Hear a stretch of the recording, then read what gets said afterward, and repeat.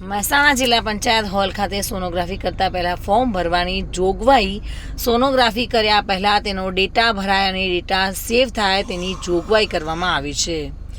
તારીખ 14/6/2024ના રોજ જિલ્લા કલેક્ટર જિલ્લા વિકાસ અધિકારીની અધ્યક્ષતામાં પીસી એન્ડ પીએનડીટી એક્ટ 1994ના અનુસંધાને એન્જિનિયરો તથા સોનોગ્રાફી મશીનના ટેકનિશિયનો માટે જિલ્લા પંચાયત ખાતે વર્કશોપ યોજવામાં આવ્યો હતો. સોનોગ્રાફી મશીન તેમાંની ઉણપ જોવા મળતા તેમાં થતા સુધારા કરવા માટેની સલાહ સૂચન માટે વર્કશોપ યોજાયો હતો. અંદાજે 40થી વધુ સોનોગ્રાફી મશીનના મેન્યુફેક્ચરોને આ વર્કશોપમાં બોલાવવામાં આવ્યા હતા અને ગર્ભ પરીક્ષણ, ગર્ભ હત્યા જેવા કિસ્સાઓ બનતા હોય છે તો એમાં શું બ્રેક લાગશે? સોનોગ્રાફી મશીનરી રાખતા ડૉક્ટરોને 24 મહિનાનો ડેટા રાખવાનો ફરજિયાત કરવામાં આવ્યો છે અને જાતીય પરીક્ષણ પર અંકુશ લાવવાનો પ્રયાસ હાથ ધરવામાં આવ્યો છે.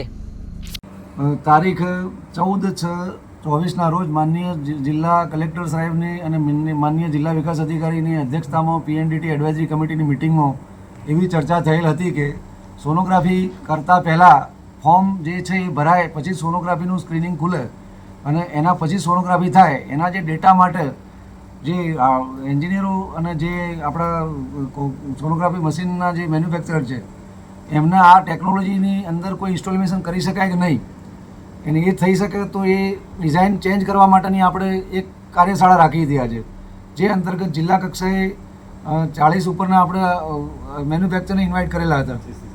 તો એ લોકોને અત્યારે જે અમારો કોન્સેપ્ટ હતો એમના મગજમાં નાખ્યો છે અમે કે હવે પછી આમાં નવી ડિઝાઇન એવી હોઈ શકે જેથી કરીને સોનોગ્રાફીનું પ્રોબ મૂક્યા પહેલાં ફોર્મ ખુલી જાય. ફોર્મ ભરાય પછી સોનોગ્રાફીનું જાતીય પરીક્ષણમાં પહેલાં જે તબીબોને ડર રહેતો નહોતો કે ભાઈ હવે સોનોગ્રાફી મશીનનું કોઈ એવી રીતે ચેક કરવાનું નથી, સોનોગ્રાફી મશીનનું પરીક્ષણ થતું અને એના અંદર આ એપ ફોર્મને એવું નિભાવતા નહોતા.